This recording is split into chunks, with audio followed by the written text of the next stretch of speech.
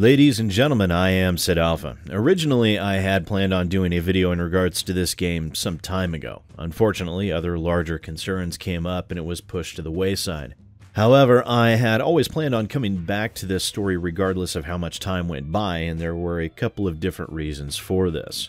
The first is that I've been seeing the rumblings in the comments of my videos, and trust me, I've been feeling the strain myself. Thanks to the titanic amounts of fuckery coming out of Electronic Arts, Activision Blizzard, Warner Brothers, Take-Two Interactive, and Ubisoft, to name but a few, the news within the gaming industry has been exceptionally bleak of late.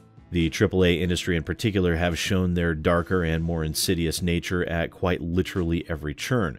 As a result of this, I feel that every now and then we should take a moment to focus on something positive, something worthwhile within the industry to remind us of the passion and the fun that the world of gaming is supposed to be all about.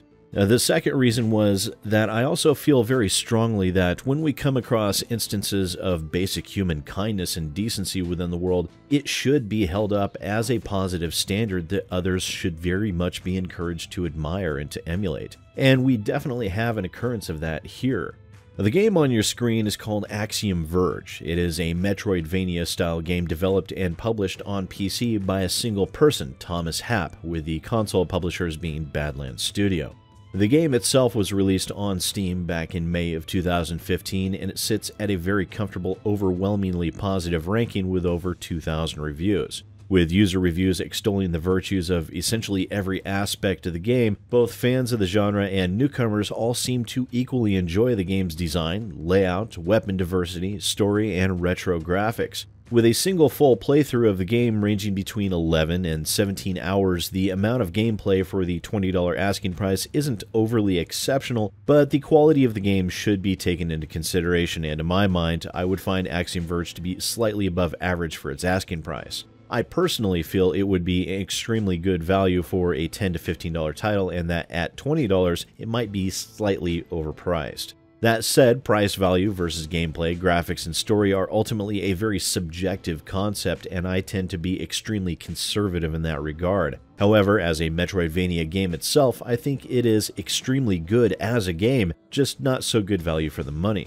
But my main focus here isn't a review of the game, or even its developer, aside from to give credit where credit's due, as this game was developed by a single person, which is in and of itself somewhat impressive. No, the focus here is more on the game's publisher for its console versions, Badlands Studio. Now, in case you're not aware, Badlands Studio are the same console publishers for Pixel Noir, Goliath, and the Sexy Brutale Full House Edition.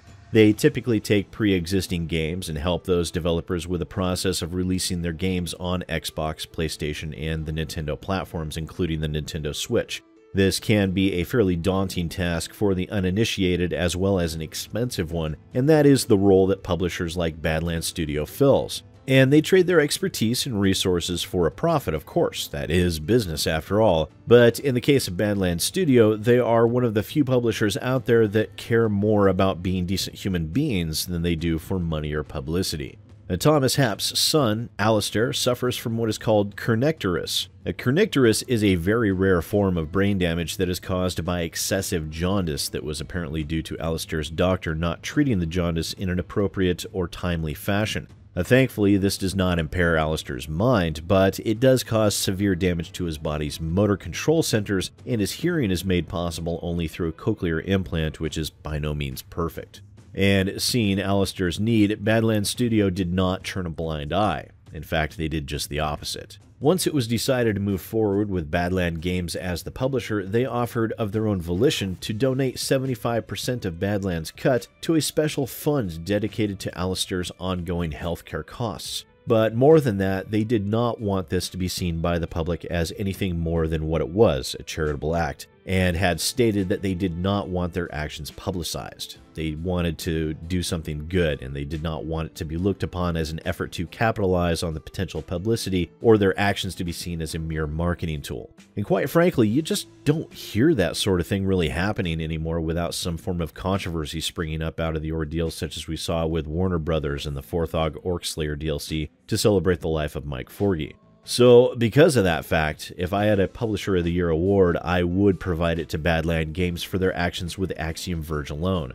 We see all too often the cynical greed exhibited by AAA publishers. So many developers, large and small, asset flippers, and all the rest that are absolute worst that the gaming market has produced.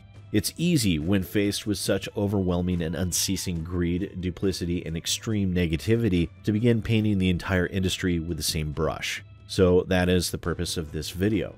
To remind us that there are still those in the gaming world that are interested in nothing more than putting out a good game, and there are publishers out there that are concerned with far more than lining their own pockets to the exclusion of all else.